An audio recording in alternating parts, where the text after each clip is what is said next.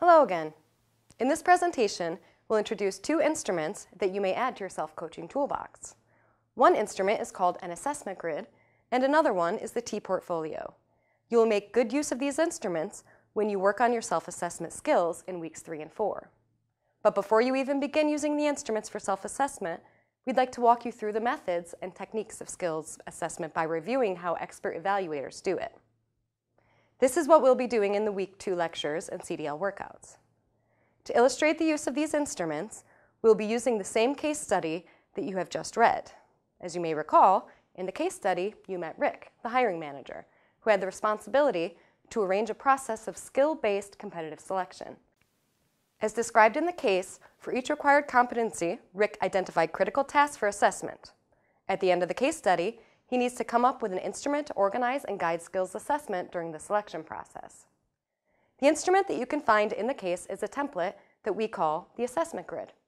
Basically, the grid is designed as an organizer and is aimed at guiding a hiring manager or an assessment officer through the process of skills assessment. For each required competency, the hiring manager will need to provide a concise description of the competency and identify one or more critical tasks that can be used to evaluate the candidate's level of proficiency. Then, he or she will need to identify benchmarks, select assessment tools and examples of their use by experts, and define proficiency levels. After that, the hiring manager will be ready to conduct actual assessments of the candidate's skills. In Week 2, we'll ask you to help Rick and plan assessments for one of the elementary competencies, namely, effective digital communications. Then, we'll walk you through the process of assessment and discuss related problems and solutions, and we'll give you some time to practice. If you want to prepare in advance, you may download a fillable assessment grid right now and get it ready for next week. There is one more thing to think about. When learning how to perform skills assessment, you will be gathering very valuable information. For example, about the best practices in the field, required levels of competency, the ways of demonstrating the skills required for a given position. You may think about it as the know-how of the job. In the business world, the term know-how is widely used to describe exemplary skills and experience accumulated by a company's personnel in producing high-quality services and goods. This tacit knowledge contributes significantly to competitive advantage. That's why know-how is an economic asset. To acquire know-how, companies use competitive intelligence and learn how to develop unique capabilities. Actually, this is something else that individual career developers can learn from the business world. Capturing information about critical tasks, standards, best practices, and assessment procedures, and then analyzing and using it for self-development and interview preparation seems to be logical and much needed piece of competitive intelligence for any individual career developer.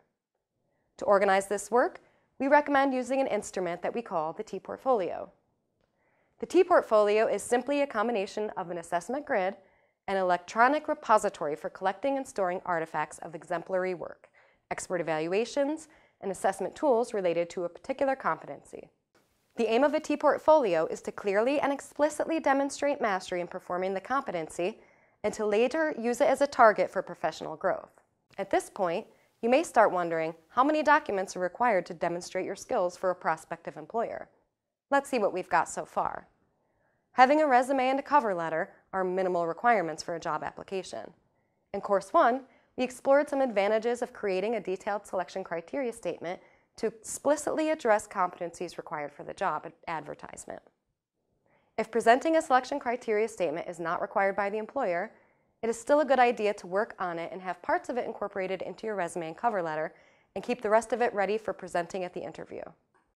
Also in Course 1, we mentioned the advantages of collecting evidence of your mastery in performing job-related duties on file as an e-portfolio.